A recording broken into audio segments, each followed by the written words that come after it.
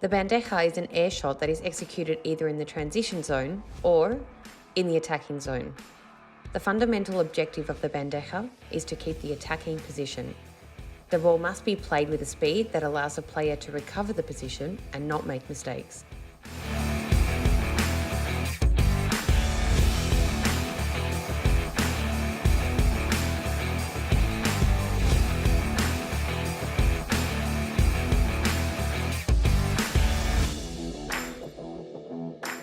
The waiting position must be the same as for the rest of the air shots. We will be bent with feet shoulder width apart, hands high because I am close to the net and I need to react quickly, with the eyes straight ahead and very attentive, ready to react.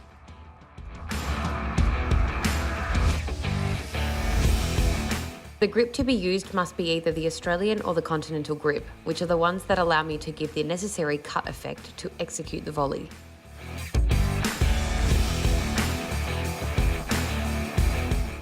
To start the shot, you must rotate your shoulders and hips at the same time so that the arm carrying the racket is bent at shoulder height.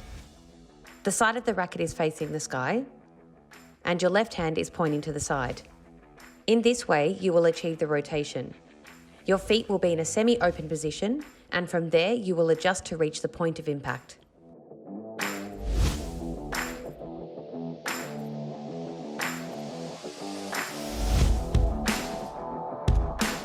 In the case of right-handed players, the movement should start with the impulse of the left foot. In this way, using side steps, you should reach a semi-open position to release the hips and help to transfer the weight from the right foot to the left one.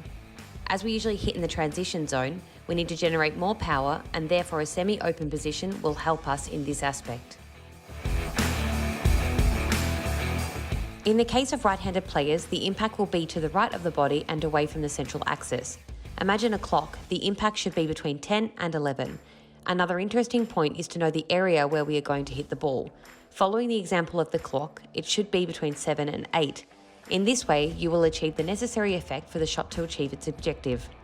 The previous supports before hitting the ball should be in a semi-open position, which allows you to release your hips and transfer the weight of your body towards the ball.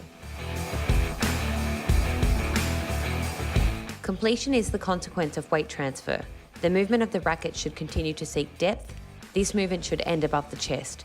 Immediately after this, you should begin the recovery to return to the attack position.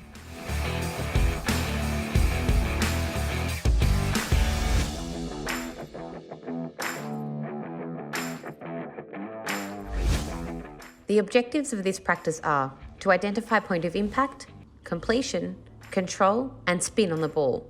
In this practice, you will have to hit a bandeja from a very controlled situation and give it to the hand of the shooter.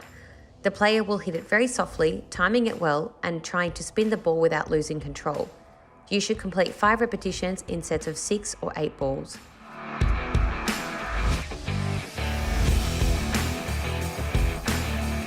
In this practice, the shooter will seek different angles and the bandeja player will have to position himself as well as possible in order to execute it successfully. The throw can follow an order or be done in a more random way.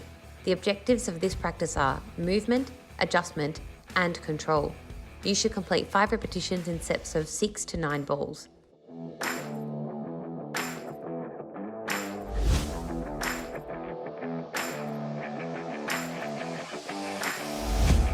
In this practice, the volley player will play a low ball and a lob, while the other player will play a bandeja and volley. The bandeja should be executed smoothly and with low speed in order to have more control.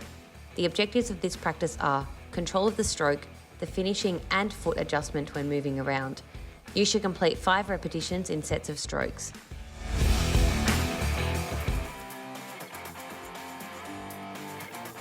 Hola, soy Marta Talabán y uno de mis golpes es la bandeja.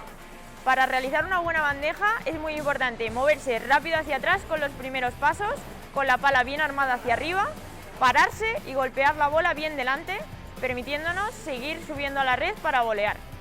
Espero que os hayan gustado mis consejos y que podáis aprender.